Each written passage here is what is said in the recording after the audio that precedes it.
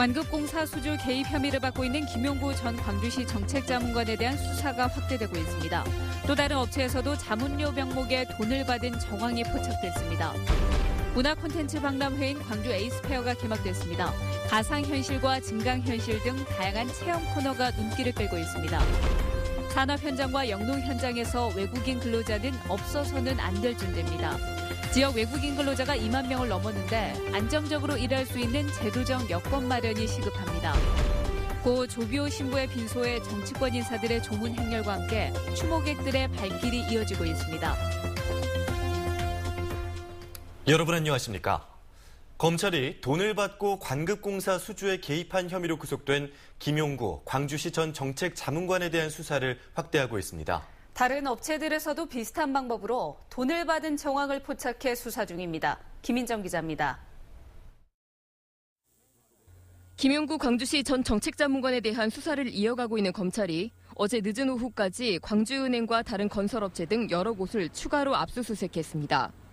기존에 알려진 S건설업체 외에도 김 전 자문관이 다른 업체들로부터 비슷한 방식으로 돈을 받은 단서를 포착해 증거물 확보에 나선 것으로 보입니다. 광주은행의 경우 경영연구원을 운영하는 김 전 자문관에게 상품 개발 과정과 관련해 수천만 원을 주고 컨설팅을 받은 사실 등이 있는 것으로 알려졌습니다. 현재 어느 정도 수사가 진척된 S건설의 경우 김 전 자문관에게 컨설팅 자문료로 1억 8천만 원을 건넸지만 실제 보고서는 자신들이 작성해 김 전 자문관의 이름만 붙인 것으로 확인된 것으로 알려졌습니다.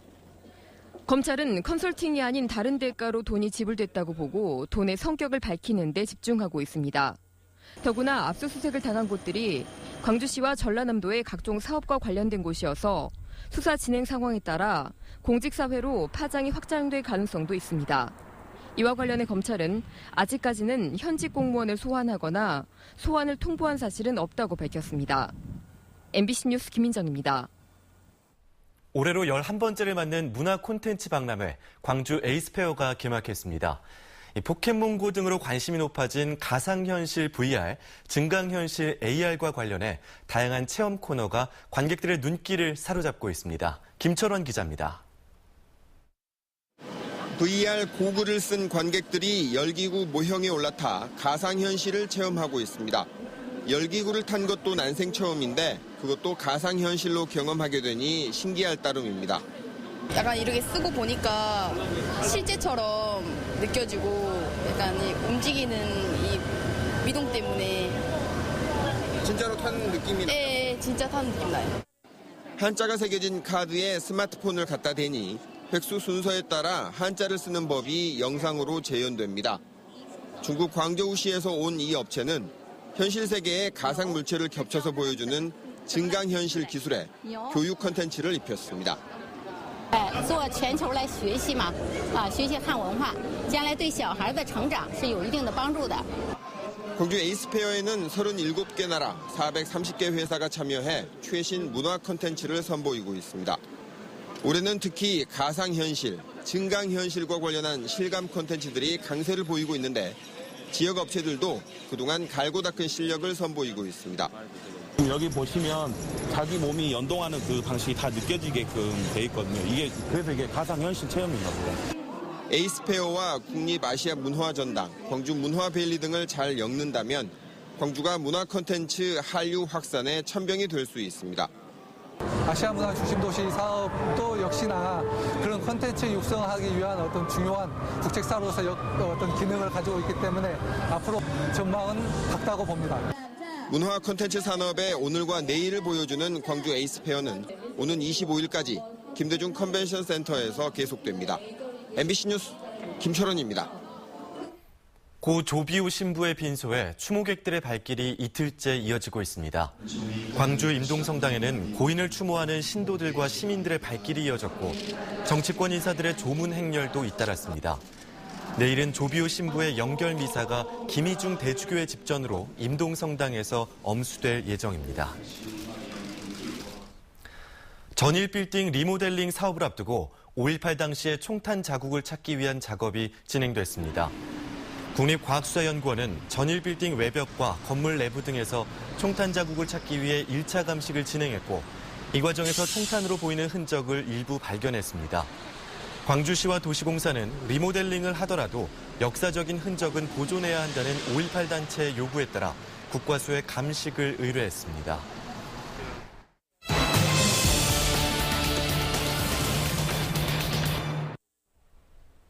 광주 전남 주요 산업 현장에서도 외국인 근로자는 없어서는 안 될 존재가 됐습니다.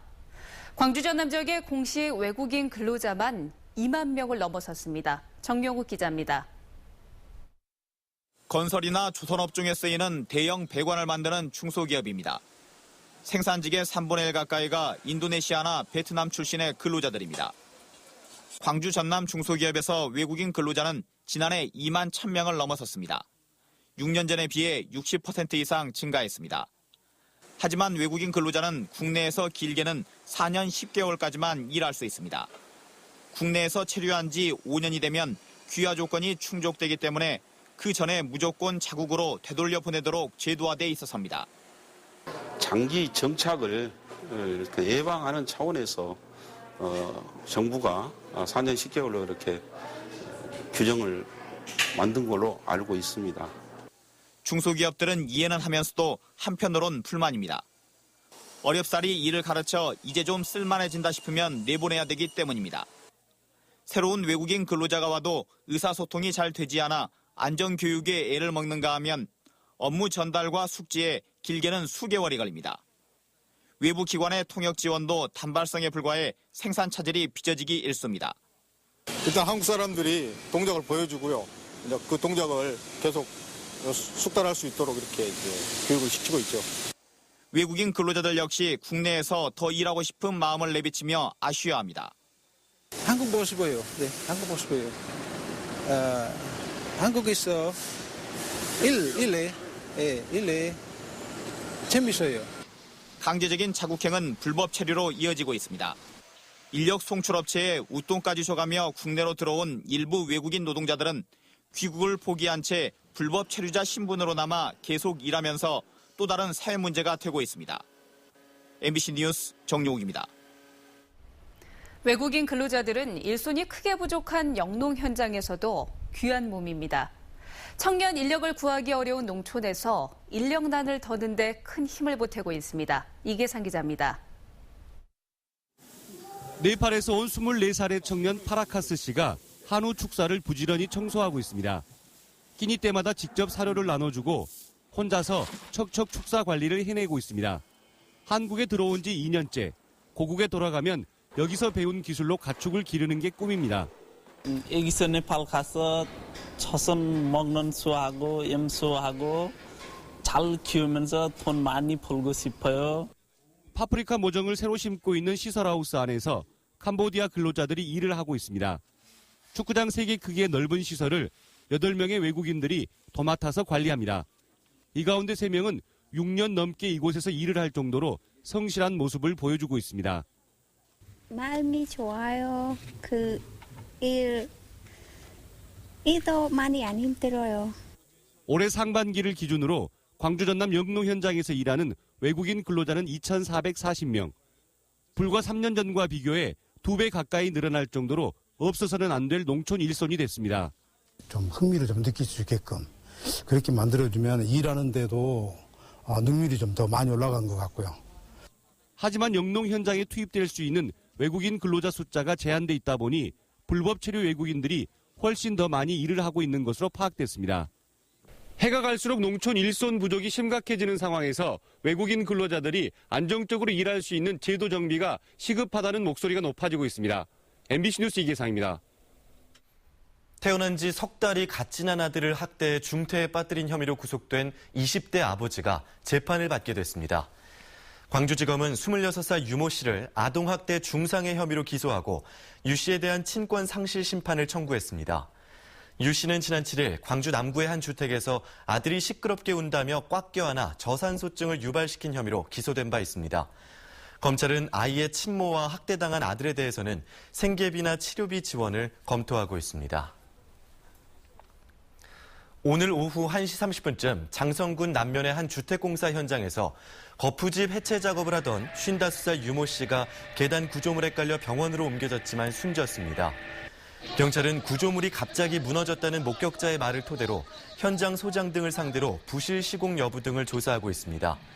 이에 앞서 나주 혁신도 시내의 한 아파트 신축 공사 현장에서 벽면 외부에 설치한 축대가 붕괴돼 인근에 주차된 차량 5대가 파손됐습니다. 완공된 지 1년 만에 나무 수백 그루가 말라 죽은 것으로 드러나 시공사가 하자 보수에 나섰습니다. 광주 도시공사와 시공사 등에 따르면 진곡산단 내 가로수 등 수목 700여 그루가 고사해 다음 달부터 교체 작업에 들어갈 예정입니다. 도시공사는 올여름 폭염으로 뿌리를 내리지 못하고 고사한 수목들이 많았다며 정기 하자 검사를 통해 이 같은 사실을 확인하고 10월 말까지 교체하도록 했다고 밝혔습니다.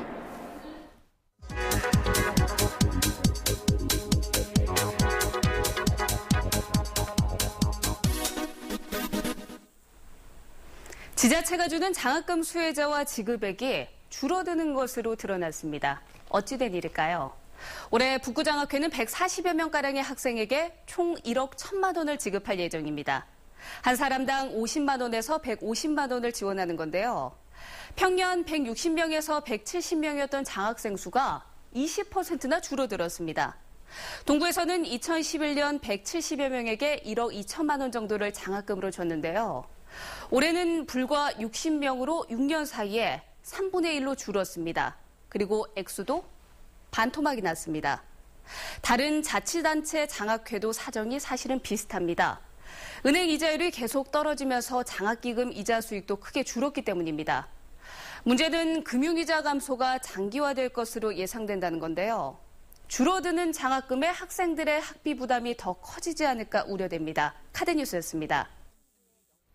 내일 성과연봉제 도입에 반대하는 금융노조의 파업이 예정돼 있어 은행 이용객들의 불편이 예상됩니다.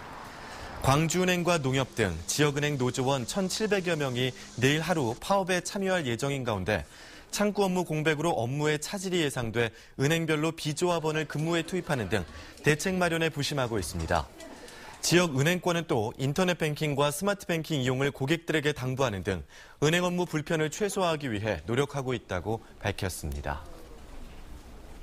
전국 각 지역의 지상파와 라디오 방송사들이 지상파 중간 광고의 조속한 허용을 강력히 촉구했습니다. 광주 문화방송을 비롯한 지역 MBC와 종교방송 그리고 지역 민방 등 35개 방송사들은 공동 성명서를 내고 지상파에만 차별적으로 적용되고 있는 중간 광고 금지로 인해 최악의 상황으로 내몰리고 있다며 이같이 요구했습니다.